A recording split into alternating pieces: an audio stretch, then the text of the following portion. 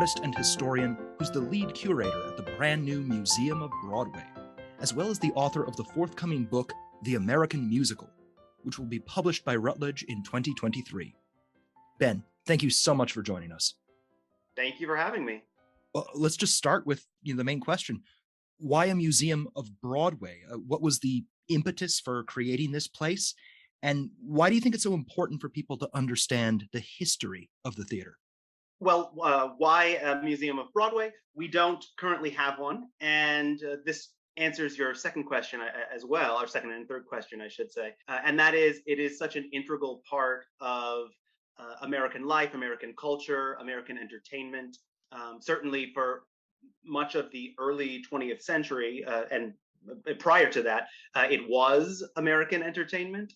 So it is something that I think, and I think I would propose that our producers, Julie Boardman and Diane Nicoletti, think is very much needed and relevant, timely. One could argue overdue even. We're very excited to bring it to life, certainly. So what's in the museum? What will visitors see there, and can they engage with the exhibits?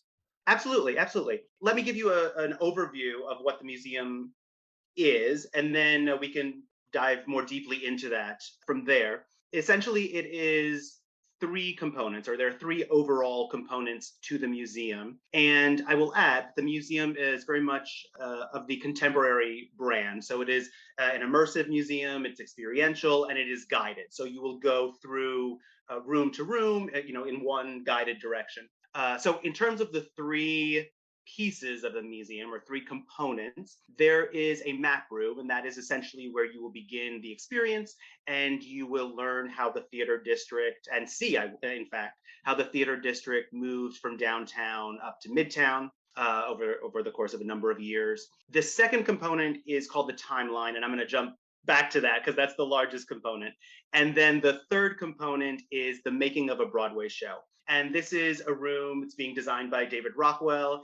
And essentially, you will be able to see, and in some cases experience, the diverse roles that go into making a show. So there are video interviews with different artists, different managers, etc. There are different little nooks or areas, shall we say, that are dedicated to, for example, stage management or press and marketing, the authors, and there's an author's corner, essentially. So it is very comprehensive, I would propose, in terms of the different functions, in terms of covering the different functions that really go into making a show. So should be quite exciting, I think. So those are, so we have map room in the beginning, we have making of a Broadway show at the end, and then the middle portion, which is the largest component, is called the timeline.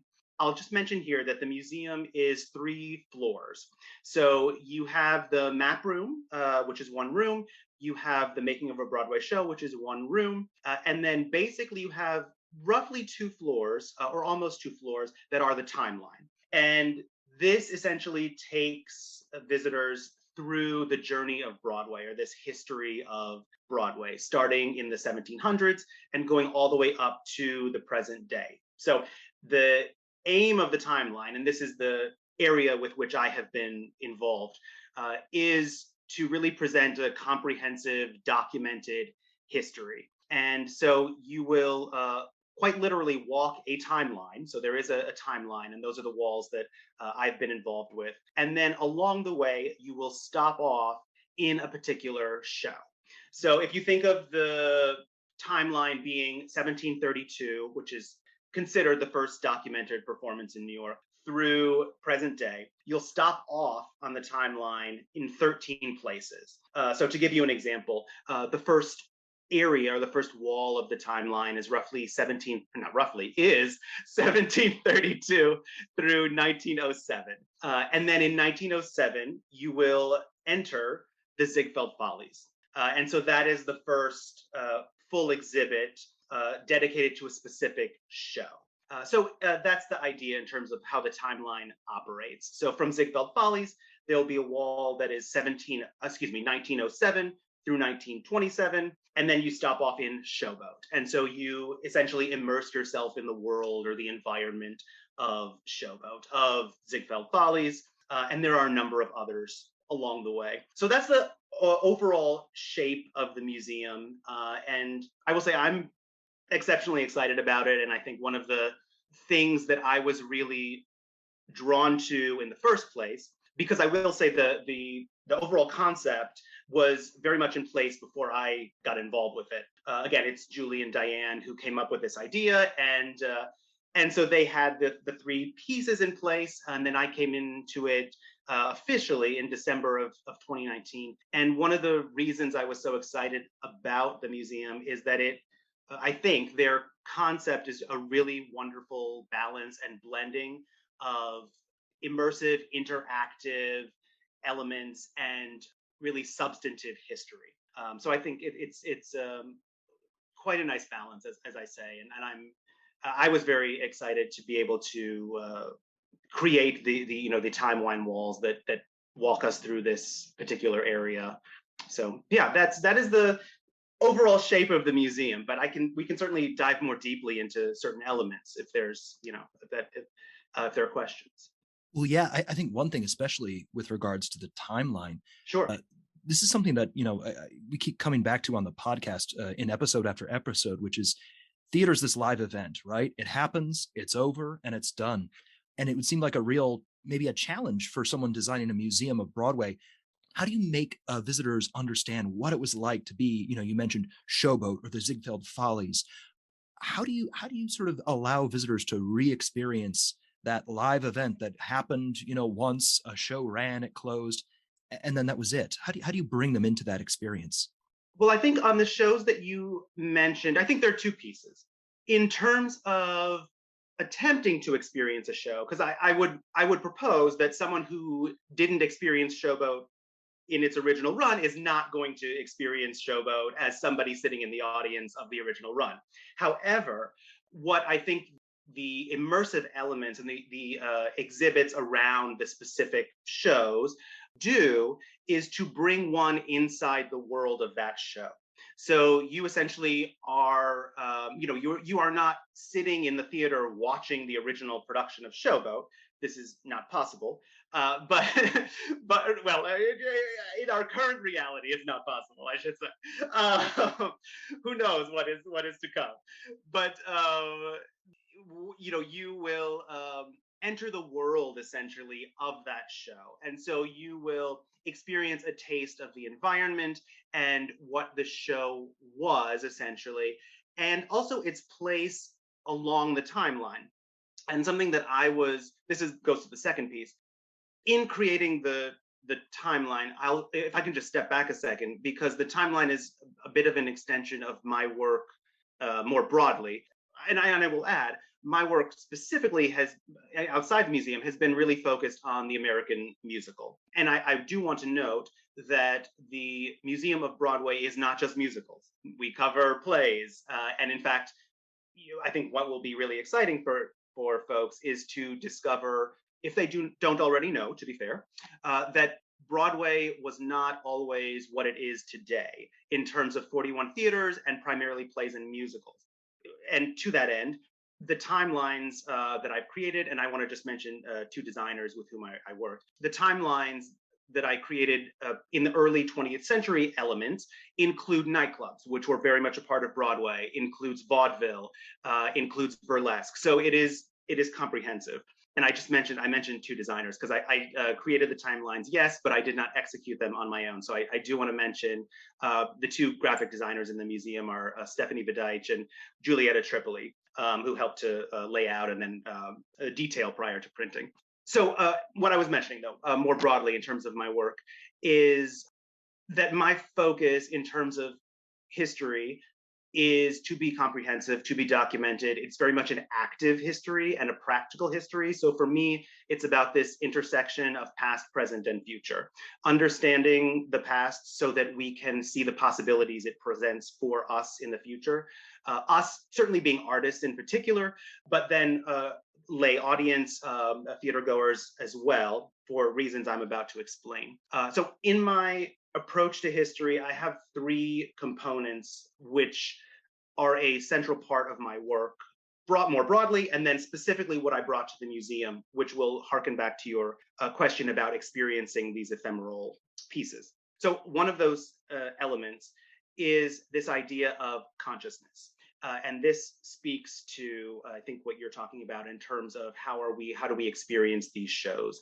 And consciousness is that throughout its history, the American musical, and more broadly, Broadway, has been a reflection of American consciousness, which is to say, it has captured our social, political, cultural sensibilities at any given moment in time.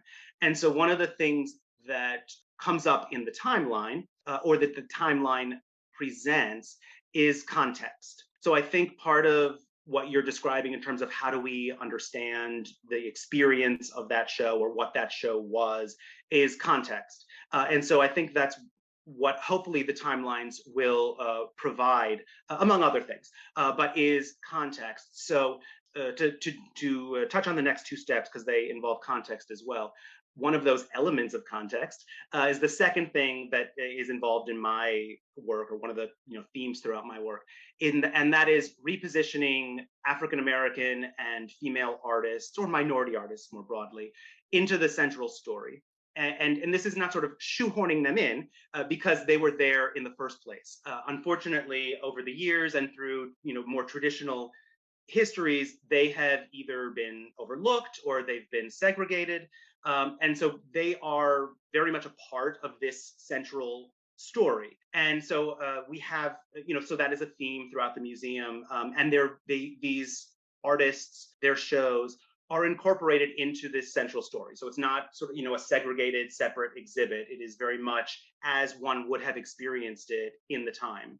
So that's another important component. And then the third piece that I mentioned in terms of my work is something to which I already alluded, actually, and that is the fact of these outside influences, as I call them. So nightclubs, burlesque, vaudeville, and that is addressed in the museum as well. So these three components are central to my work across the board, and I certainly brought them to my work in the museum.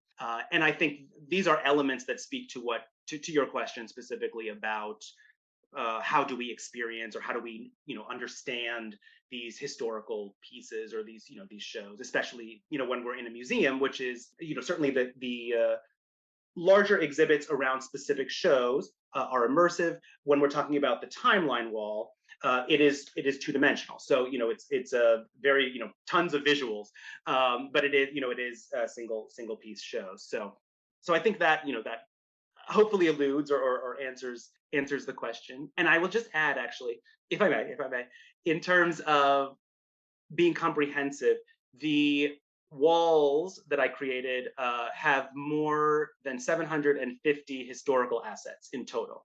So we are really attempting to cover a lot of ground in a really succinct and focused manner. Yeah, it's really interesting to hear you talk about those three components because, as you were saying, you've got about 3 centuries of history and Yes. countless personalities. You could probably multiple museums and multiple lifetimes exploring them all. How do you sort of go about deciding this is a part of the story, this we want to highlight, this we want to maybe based on those 3 components you mentioned, how do you kind of weave those into a larger narrative? I think my guiding principle, if I can say that, I reserve the right to take that back, but let me say my guiding principle was well, first of all, comprehensive, documented, as I mentioned, which is something that is my my mantra in just my work across the board, in the museum and outside. But beyond that, specifically here in the museum, beyond that was to essentially represent the full breadth of activity that is happening at any given moment in time. That is I think that's what it boils down to. The fact that there are other exhibits certainly already sort of, I can't say it really narrowed the focus because we're talking about thousands and thousands of shows, obviously. But it to an extent it narrowed the focus. For example, there's a room about Ziegfeld Follies, And so therefore, Ziegfeld Follies are not on my timeline because we stop off in the Follies, and therefore that's not something that I needed to cover because the museum does cover it in a larger way. Likewise, Showboat, and then you go down the list of other shows, which I can mention if of interest. But it's so Oklahoma Showboat. So these the shows that essentially Julie and Diane selected to break out are not covered in the timeline because they are positioned on the timeline where they would exist. So I didn't have to cover those particular shows. And so from there, it was, as mentioned, attempting to be comprehensive and to represent the full breadth of activity that was happening. And in those three components that I mentioned, that really opens wide the spectrum, because it is it's meant to be as complete as possible in terms of representing the activity. So from there, it was a matter of careful thought and always continued research. So yeah, at the end of the day, we can't include everything. So it was what is I will say the other thing is, there are more than 500 productions that have individual highlights on the timeline walls, and there are more than 100 individual artists. So in some cases, this is something that helped to cover more ground. In some cases, for example, on the 1907 through 1927 wall, there is an image of Irving Berlin. And so for me, that image of Irving Berlin covers a number of shows that Irving Berlin scored. So, there are instances like that where I'm attempting to cover more ground by presenting a person who was integral to numerous shows, rather than presenting each of the shows. So there are methods like that I've used, which help to cover more ground.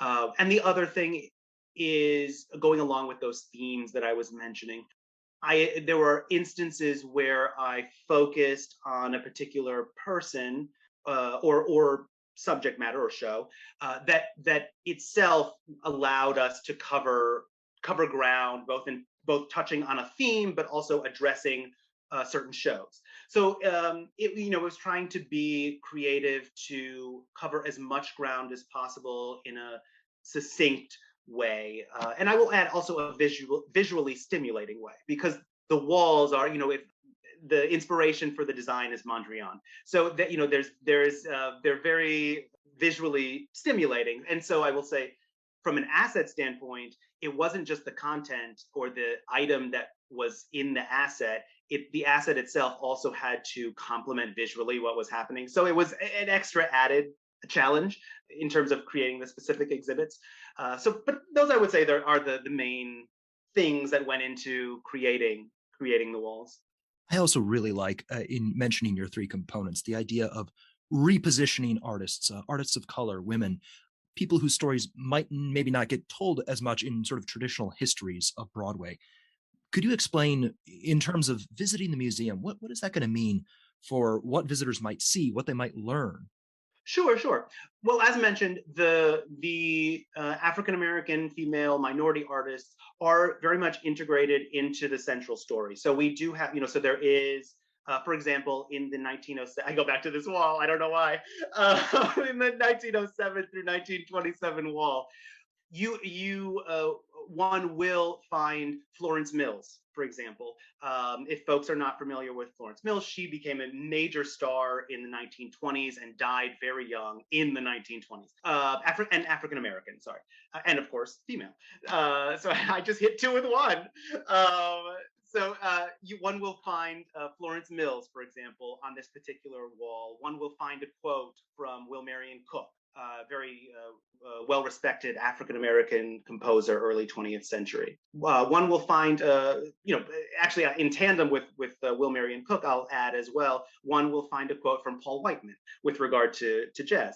And then I'll mention one thing. I don't know if I'll give the whole thing away, but throughout, on the walls, the walls are composed of visual assets and then narrative assets. So we have, in terms of the visuals, there are obviously photos, there are posters, and then there are more personal items like telegrams, script pages, manuscript music. What else do we have? An essay. There's an essay that Kurt Weill wrote on one of the walls.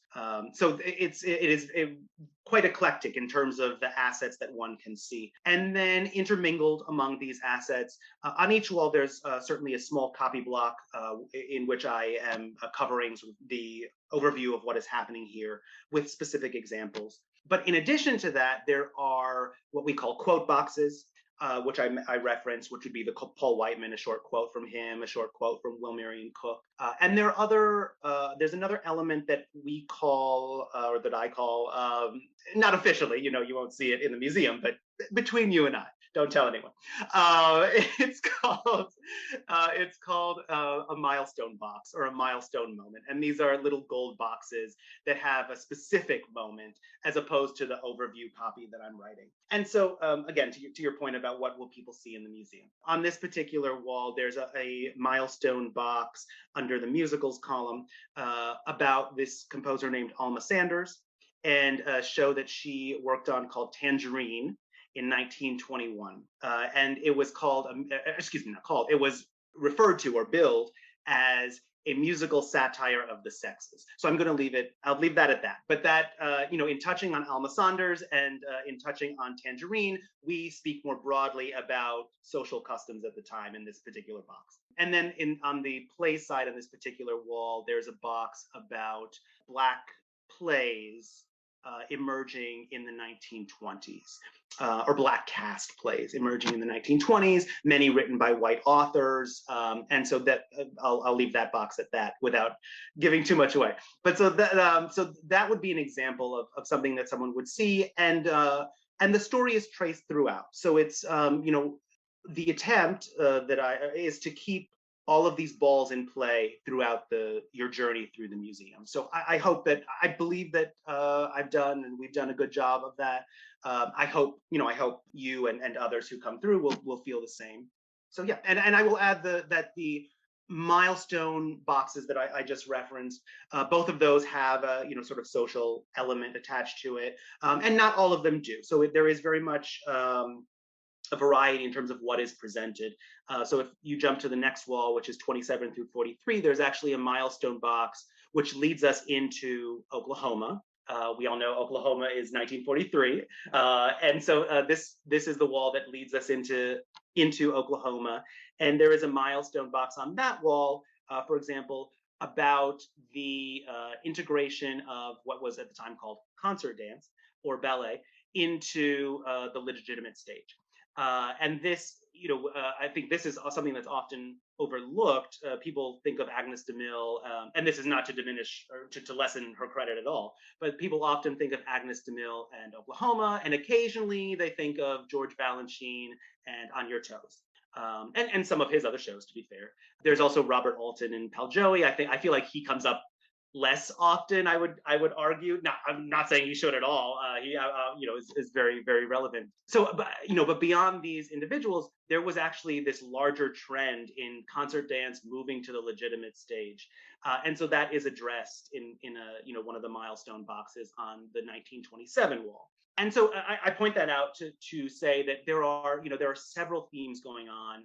I mentioned the social theme, sort of political element, and now there's also this theme of the art. So particularly in terms of my musical copy and the journey of the American musical, it's very much about, I have attempted to focus and present this evolution of the art form, because the musical is, over the course of Broadway's journey, at least through the middle of the 20th century, at least, and when we can debate and argue on where it goes after that. But we are seeing the birth and the maturation of an American art form, and so that I've attempted to capture that in the walls as well. Thus, the box about concert dance or ballet. This sounds fascinating in terms of sort of laying out in this, as you were saying, visually appealing way, major points of the history of Broadway. But I'm also struck by something you said a little while ago, where it's about past, present, and future. And I understand that, among other things, the museum also includes a studio space. So I'm curious, how do you see the museum's role when it comes to engaging with what's happening on Broadway right now, and maybe what does a place like the Museum of Broadway have to offer artists who are creating new work in the future? Sure, sure. Well, I go back to actually something that you mentioned at the top of the question: past, present, future. For me, I think it's exceptionally important to understand from whence we've come in order to make conscious decisions or choices about where we want to go in future. And so I think one of the wonderful things about the museum is that it will, specifically to your question of artists, because the museum is geared toward individuals of all ages, all backgrounds, and artists, non-artists, etc. To the artists specifically, in terms of creating new work, I think it's will open a window up to the past and allow individuals to perhaps investigate or see other artists or shows with which they may not have been familiar, and to hopefully understand this harkens back to the idea of the art form, hopefully to understand a little bit more or a lot more about the evolution of the art form itself in terms of the American musical specifically. And I think this can only enhance the work that is happening in the future. I think the understanding the past presents infinite possibilities for what can happen in the future. It's just for me, it's so important to understand that past because it is as I mentioned, I think actually a little while ago, I look at history or with a very active lens and a practical lens. So it's this is not something that existed in the past and died in the past and it has no relevance to us now. That's just not true. And so even if we can't, as we were talking about earlier, see the original production of Showboat, there are vestiges of Showboat, at least especially for artists, that are still with us in the art form. And things that from which we can still learn. And particularly when you get through the mid 20th century, there are tools, techniques, styles, etc., that can be utilized, mined, etc., moving forward. In terms of whatever kind of work someone wants to do. So I think from that standpoint, the museum will be an integral part, or can be, has the opportunity to be an integral part of the future of Broadway. And then you mentioned the studio space. I think the studio space, and I would defer to Julie and Diane on that because I think the hope is, and I don't want to speak out of turn, but I think the hope is that it will be available for classes of all sorts, I assume. I can tell you that the plan is for me to do at least once a month a lecture or a tour of some sort. So we'll see when that how that starts to transpire. So that will be how part of how we use the studio space for panel discussions as well. So it will be a very active space, I hope. And then the other element, which we touched on earlier, actually, making of a Broadway show, I think is very integral to the future because it will introduce visitors to functions that are backstage, which they may not necessarily have known about. So I think that is, or about which they may not have necessarily known, if we don't want to end with the preposition. So that I think that will be exciting for folks. So if someone is very passionate about the theater, but they are more of a numbers cruncher, or they're more geared toward management, you have a space in this particular room that is dedicated to general management or company management. And so it's it is a way for individuals to perhaps find themselves in the theater or find a path for themselves in the theater, be it on Broadway or beyond Broadway, because the museum is absolutely dedicated to Broadway and Broadway activity, but it must be said that Broadway is not the only destination in New York, but in the country for theaters. So, I hope we will have the possibility to impact theater across the country and or around the world if that happens. Now, I do want to ask about you because this is such a unique role that you've taken on. And I'm wondering, and I'm sure a lot of listeners are wondering, just what's the path that you take to get here? It's windy and long, and frequently frustrating. Yeah, I mean, I First of all, I think everyone makes their own path, which is what I have said to folks. And I was trained in performance. I had always been interested in directing and, to an extent, producing. And so, I performed very briefly, assistant directed, assistant produced. Attempted to do a lot of my own work, primarily downtown, and at that time was looking at older shows and lesser known authors. And then in 2014, all of the activity I had been doing sort of coalesced into a single theme or a single focus, as it were. And 2014 is when I started to really dive deeply into the evolution of the American musical. And I'll just mention again, that is my wheelhouse. The Museum of Broadway is not just musicals. So speaking just about myself, though, at that time, my activity, as mentioned, sort of, coalesced into this theme, this historical theme of past, present, and future. So this connective, this intersection, and that's when I really started to dive deeply into researching the history and the evolution of the art form itself, different than the industry, of the art form itself. And I had always been interested in history and knew a great deal about history, but not to the extent that I now know. And I will say I continue to learn, and I hope will continue to do so, for many, many years to come. Yeah, so that 2014 is when it sort of started to congeal, and I didn't know I didn't know how it would manifest itself either. And so I spent, in terms of research, I spent more than 5 years, or a little more than 5 years, and as I mentioned, continue to do so. But those years were primarily dedicated to research, and I went to more than 20 archives around the country, and was very much interested in primary sources. So if we have educators or sort of young artists listening, primary sources was my focus. And primary sources, for those who are not familiar, is original documents, essentially. So original manuscripts, the original writings, notes, essays, newspaper articles, the original items is what I was focusing on, and really understanding how the form evolved.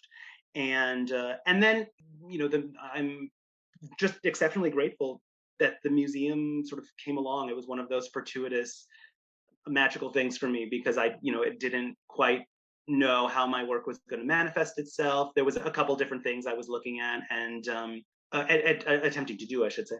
And then a mutual colleague had mentioned the museum to me. At that point, it wasn't, there was Julie and Diane had, I think, done we intend to do this announcement at that point, which I missed. I didn't even know it was happening. And somebody had alerted me to it and said, oh, you should reach out to them. I feel like you might be a good fit. And so I did, and here we are. And it's sort of, it was amazing. It was marvelous. And then, right after that, the book happened, or my book that's coming out happened right after that. So I feel like hopefully I'm beginning to find my place and sort of make my own, carve my own niche in the industry, which would be marvelous. So if that is what's happening, I hope it continues to.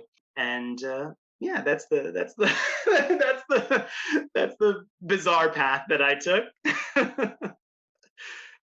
Well, I suppose people listening to this might be curious about practical information about visiting the museum. So, what should they need? What should they know as far as when to visit, how to visit? Sure. The museum. Oh, wow, that's me clapping. I was very excited. The museum opens November 15th. And it will be open daily. So we're 7 days a week, 10 to 10. It is time tickets, so that's something that is important. So you will need to make sure that you get your ticket in advance. How far in advance is obviously up to you, but it is time tickets. I believe the time tickets are $39. There's a flexible pass. There's information about that online. That's $49. All of this, as I said, online. So all of this is available online at themuseumofbroadway.com.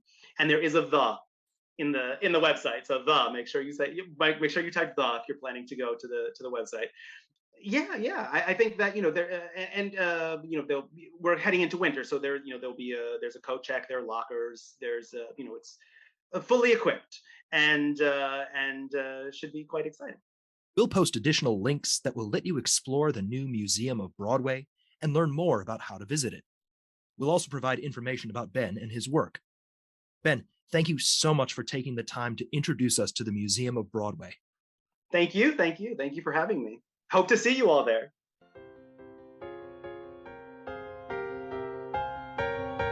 If you'd like to continue today's conversation, please visit theaterhistorypodcast.net and follow @theaterhistory on Twitter. Just a note, theater is spelled THEATRE in our website URL, and it's spelled TER at the end in our Twitter handle. Our theme music is The Black Crook Gallop, which comes to us courtesy of the New York Public Library Libretto Project and Adam Roberts. Thanks as well to Tip Kress, who designed our logo. And finally, thank you for listening.